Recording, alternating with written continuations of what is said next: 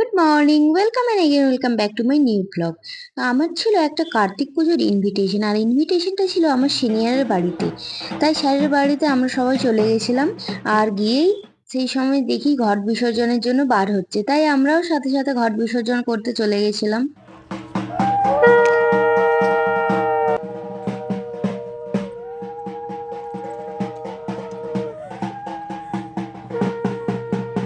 আর ঘট বিসর্জন হয়ে যাওয়ার পর আমরা আবার ফিরে আসি স্যারের বাড়িতে। তো চলো এবার তোমাদের একটু ঠাকুর দর্শন করে।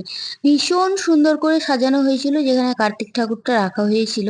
অন্যান্য অনেক সিনিয়রদের মুখে শুনেছি স্যার খুব সযত্নে এই কার্তিক পুজো বহু বছর ধরে করে আসছেন। আর এই কার্তিক পুজোতে অ্যাজ এ গেস্ট উপস্থিত থাকতে পেরেও ভীষণ ভালো লাগছে।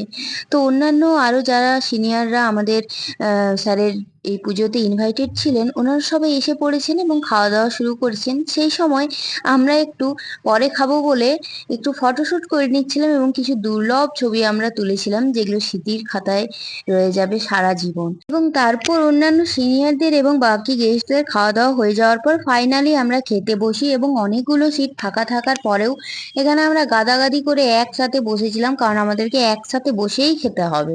আর মেনুতে ছিল ফ্রাইড রাইস, ধোকার ডালনা, ফুলকপির তরকারি, মিষ্টি, চাটনি এবং আরো অনেক কিছু। তো এখানেই আমাদের খাওয়া দাওয়া কিন্তু শেষ নয়। ফার্স্ট রাউন্ডে খাওয়া দাওয়া কমপ্লিট করার পর পান খেয়ে স্যারের চেম্বারে বসে বসে হজম করে একটু আরাম করে আবার সেকেন্ড রাউন্ডে খাওয়া দাওয়া শুরু করেছি। এখানে খিচুড়ি, চাটনি, তারপর ছিল বেগুনি, আর তার সাথে ছিল মিষ্টি। তো সেকেন্ড রাউন্ডে অবশ্য সবাই খায়নি, এই আমরা যতজন লোভী মানুষ ছিলাম, যেমন জয়দেবদা, আমি, সিজাতা, স্নেহাশিস, আমরাই খেয়েছিলাম। স্পেশালি জয়দেবদা বসেছিল খেতে, আর আমরা জয়দেবদাকে একটু কোম্পানি দিতে বসেছিলাম মাত্র। তো এইভাবে মজা করতে করতে কাটলো আমাদের কার্তিক পুজো। দেখা হচ্ছে নেক্সট ব্লগে।